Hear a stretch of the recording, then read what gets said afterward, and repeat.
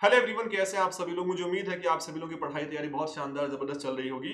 आज हम लोग एक बहुत ही महत्वपूर्ण मुद्दे पर बात करने जा रहे हैं कि कैसे हम लोग हमारे वीक एरियाज को इंप्रूव करें और जो हमारा फेब में एग्जाम होने वाला है नेट का, उसमें हम लोग कैसे बहुत अच्छे स्कोर के साथ आपका जो जेआरएफ है वो क्वालिफाई कर रहे हो। देखिए, सबसे पहली बात तो अगर हम लोग हमारे वीक एरियाज को इंप्रूव करना चाहते हैं तो पहले आपको आइडेंटिफाई करना पड़ेगा कि आपके वीक एरियाज हैं कौन से। उन्हें कैसे आइडेंटिफाई करें? देखिए, सबसे पहली चीज, आप लोगों को मॉक टेस्ट देना है। तैयारी आप लोगों की अच्छी हुई है, नहीं हुई है ना? पूरा सिलेबस हुआ है, नहीं हुआ है, एक बार बैठकर आप लोग अपना एक 3 घंटे कंप्लीट टेस्ट दीजिए और वहां पर आपका जो स्कोर बन रहा है उसमें चेक कीजिए कि क्या आप लोग का कोई एक ऐसा टॉपिक है जिसमें कि आप लोग 50% एक्यूरेसी भी नहीं शो कर पा रहे हैं। और अगर वो टॉपिक आप लोगों के हायर वेटेज टॉपिक में से, जैसे real, linear, complex, differential equation, तो यानी कि आपका वो वीक टॉपिक इस समय है, क्योंकि वहां से सवाल आएंगे और अगर आपका स्कोर वहां पर कम आ रहा है यानी कि आपको एग्जाम में भी दिक्कत देने वाला है। अगर वो थोड़े से लो वेटेज वाले टॉपिक से है तो अब ज्यादा चिंता करने की आवश्यकता नहीं है आप लोगों को।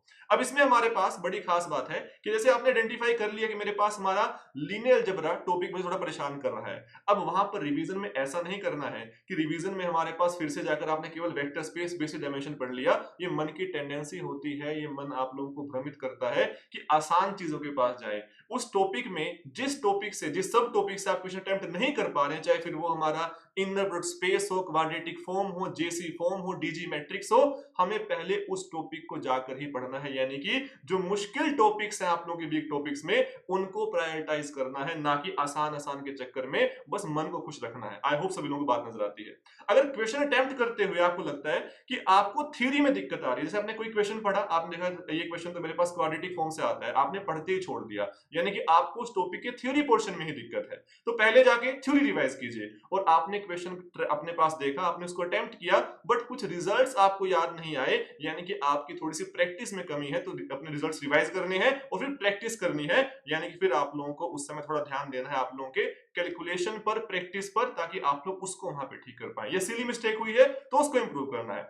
अब हमारे पास हमने आइडेंटिफाई कर लिया कि ये समस्याएं मुझे आती हैं। अब उन समस्याओं को हम लोग कैसे दूर करें, कैसे अपने उन वीक एरियाज को इंप्रूव करें? सबसे पहली चीज, एक्टिव रिकॉल टेक्निक। टॉपिक को पढ़ना है, उसको पढ़ते पढ़ते हम लोगों को अप्लाई करते रहना है कि हाँ, ये थ्योरम मैंने पढ़ी, इस पर क्वेश्चन प्रैक्टिस करो, ना कि बस थ्योरम को पढ़ते रहो। मैथमेटिक्स में चीजों को अप्लाई करना आपको आना चाहिए कि थ्योरम पढ़ के आपने उसमें से ऐसा समझ लिया है नहीं कि जो टेक्निक आप लोगों को क्वेश्चन में यूज करनी है, कि आपको पकड़ में आई है नहीं। यानी पकड़ना है क्वेश्चन का कॉन्सेप्ट, साथ में उसको अप्लाई करके देखना है। उसके साथ साथ आप लोग के जो वीक टॉपिक्स आपने जो आइडेंटिफाई कर लिए, उनको बार बार रिवाइज करना है। मन में वीक टॉपिक्स को लेकर घबराहट रहती है, आज पढ़ लिया, 3 दिन बाद लेके फिर से भूल गए, क्योंकि उनसे पहले से डर बना हुआ है। तो लगातार है ना, एक इक्वल इंटरवल पे उनको पढ़ते रहना, रिवाइज करते रहना है। शॉर्ट नोट्स बना लेना है ना, शॉर्ट नोट्स बना ली, पूरी फॉर्मूला शीट बना ली, उसको रिवाइज करते रहे बार बार। जैसे किसी को मान लो लगता है कि मुझे कॉम्प्लेक्स में रिजल्ट्स याद नहीं रहते हैं, रिजल्ट्स की शीट बना ली पूरी, उसको बार बार रिवाइज किया, सुबह उठ के एक बार देख लिया, शाम को एक बार देख लिया।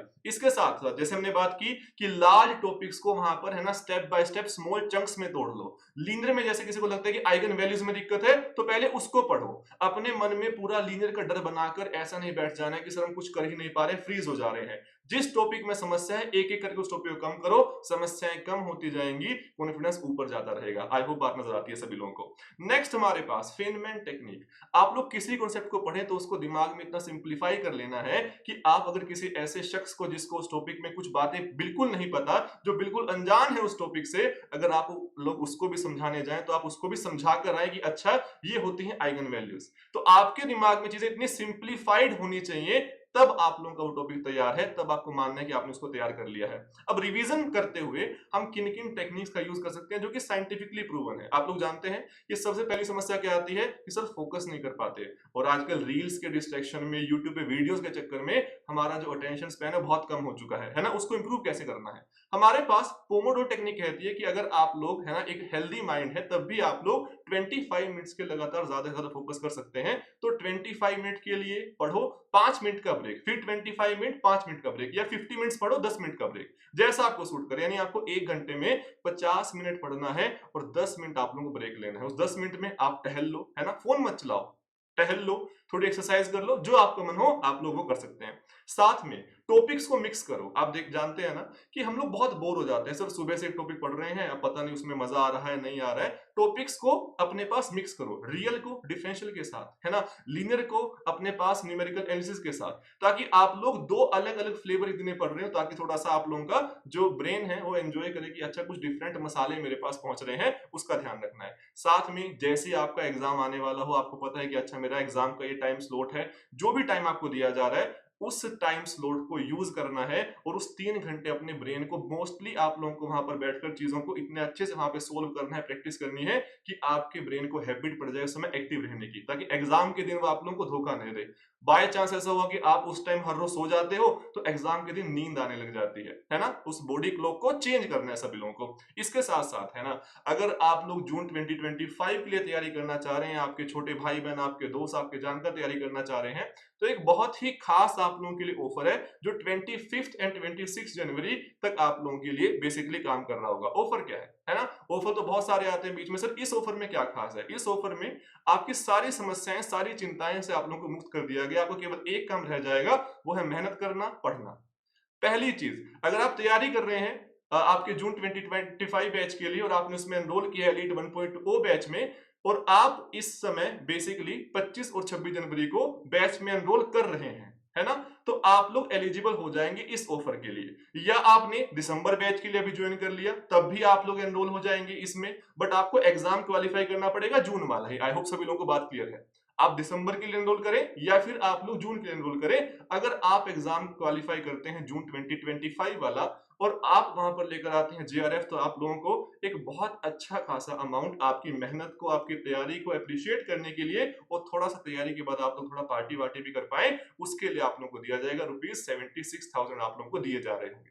आई होप सभी लोगों की बात क्लियर है। बच्चे ने कहा सर जेआरएफ मैं तैयारी करूंगा अच्छे से, मैं मेहनत करूंगा अच्छे से, बट बाय चांस अगर ऐसा हुआ कि मैं 1-2 नंबर से, है ना, रह गया, जेआरएफ नहीं कर पाया, केवल नेट क्वालिफाई कर पाया, तो क्या मैं बिल्कुल खाली हाथ लौटूंगा? नहीं, ध्यान दीजिएगा, टीम ने आप लोगों के लिए एक बहुत खास ऑफर यहाँ पर रखा है जेआरएफ वाले बच्चों के लिए, तो जो मुझे देखकर भी काफी अच्छा लग रहा है।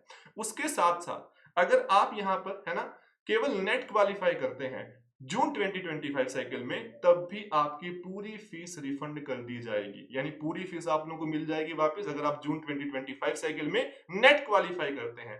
और जेआरएफ आ गया फिर तो आपके मजे हैं ही, यानी अब आपको फाइनेंशियली कोई चिंता नहीं करनी है, सर फीस ज्यादा है, ये है, मेहनत करो, सारी फीस आप लोगों को वापस कर दी जाएगी, उसमें कोई दिक्कत आप लोगों को नहीं हो रही होगी।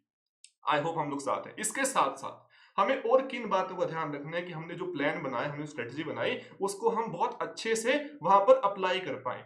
अपने शरीर का बहुत अच्छे से ध्यान रखना है ना, डेली हैबिट्स। अगर आपको ब्रेन की एफिशिएंसी बढ़ानी है, आपको उसको मैक्सिमम एफिशिएंसी के साथ काम करवाना है, तो उसको प्रॉपर रेस्ट चाहिए होगा। 6 7 8 घंटे की नींद, 6 घंटे की नींद पर्याप्त है आप लोगों के लिए, और आप देख पा रहे हैं कि अगर आप लोग 6 से 8 घंटे के लिए अच्छे से सो जाते हो, तो प्रॉब्लम सॉल्विंग एबिलिटी आपकी 20% बढ़ जाती है, और मैथमेटिक्स पे तो काम ही ये करना है आप लोगों को। तो अच्छी स्लीप लेनी है। बच्चा कहेगा सर मेरा मन करता है नहीं उसमें जाकर पढ़ लूं, दिन का समय जो वेस्ट करते हो उसको कम करो, नींद प्रॉपर लेनी है। नींद भी तैयारी का एक बहुत महत्वपूर्ण हिस्सा है, बॉडी प्रॉपर रेस्ट करेगी तभी सबसे अच्छा परफॉर्म कर पाएगी। साथ ही साथ 20-25 मिनट के लिए, 30 मिनट मैक्सिमम अपना निकालो रेगुलर एक्सरसाइज के लिए, चाहे फिर वो आप लोग वॉक कर रहे हो या कुछ भी कर रहे हो, स्पोर्ट्स में किसी में आप लोगों का इंटरेस्ट हो, बैडमिंटन खेलना चाहते हो, जिससे कि बॉडी थोड़ा सा आप लोगों की एक्टिव रहे, है ना, आप लोग थोड़ा सा वहां पे और बेहतर फील करें।